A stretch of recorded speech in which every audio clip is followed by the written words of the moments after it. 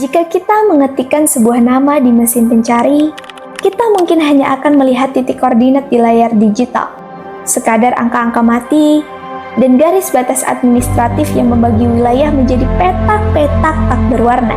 Dari ketinggian ribuan kaki satelit memotretnya, ia tampak tenang, serupa labirin pemukiman yang berhimpit di gerbang timur sebuah kota. Selamat datang di Desa Mangliawan, sebuah wilayah gerbang timur Kabupaten Malang seluas 340 hektar yang menjadi rumah bagi lebih dari 18.000 jiwa.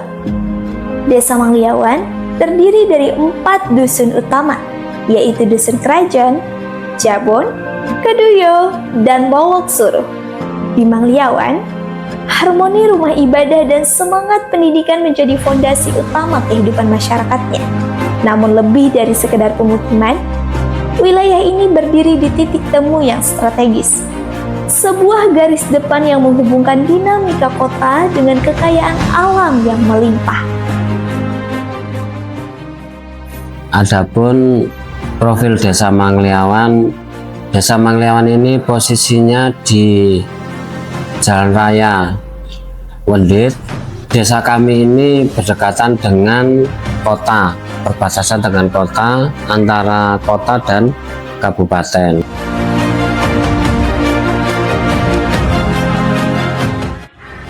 Yang menjadi unggulan desa kami yaitu memang melimpahnya air yang ada di Desa Mangliawan, sehingga potensi air ini sangat luar biasa sehingga menjadi destinasi wisata.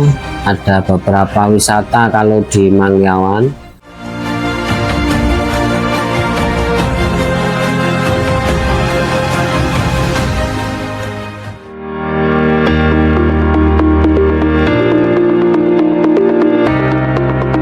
Siapa yang tak kenal Wendit? Legenda yang hidup di antara kera-kera penjaga dan kesegaran sumber mata air yang tak pernah kering. Tempat ini juga menjadi jangkar ekonomi bagi para pedagang kaki lima dan geliat pasar lokal di sekitarnya. Semangat kemandirian ekonomi tersebut kini bertransformasi lebih modern melalui pengelolaan unit usaha desa yang ikonik, sebuah ruang temu yang memadukan tradisi dan inovasi.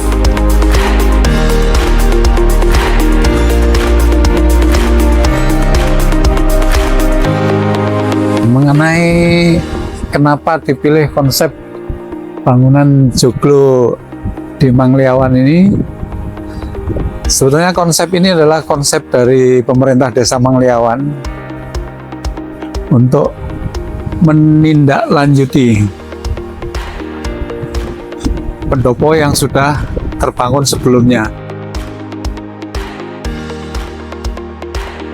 Jadi untuk mendukung kegiatan-kegiatan yang sifatnya berkaitan dengan adat Desa Mangliawan. Makanya dipilihlah Cafe Joglo Mangliawan. Tak hanya di sektor jasa dan wisata, keberkahan air Mangliawan pun meresap ke dalam pori-pori tanahnya, menjadikannya hamparan hijau yang subur bagi tangan-tangan terampil para pengolah bumi. Paling banyak tanaman-tanaman yang ada di sini itu ada 20 macam tanaman, jenisnya hortikultura. Sekarang ini yang paling banyak itu ada tanaman terong, jadi terong hijau, terong ungu, dan cabai, dan tomat, bawang merah, bawang putih, ada daun serai, terus ada lagi kangkung, dan banyak lagi yang ditanam. Kalau keunggulan di Mangliawan ini terutama yang paling unggul itu jenis tanamannya itu padi, karena padi di sini itu tanahnya kalau ditanami padi itu lebih bagus, ya, agak keras. Makanya Mangliawan ini termasuk daerah Malang, daerah yang paling bagus masalah pertanian di bidang padi. Inovasi pun terus mengalir hingga ke kolam-kolam budidaya, membuktikan bahwa air yang jernih mampu menghasilkan kualitas pangan yang melampaui standar biasa. Kenapa kok memilih lele gitu ya? Yang pertama, untuk usia perkembangan akan ikan itu yang lebih cepat ikan lele daripada ikan gurami atau nila. Itu kebetulan di kita itu dalam pengelolaan air ini sangat melimpah. Pakannya itu murni pabrikan. Kita menghindari pakan alternatif karena juga nanti akan dikonsumsi masyarakat luas.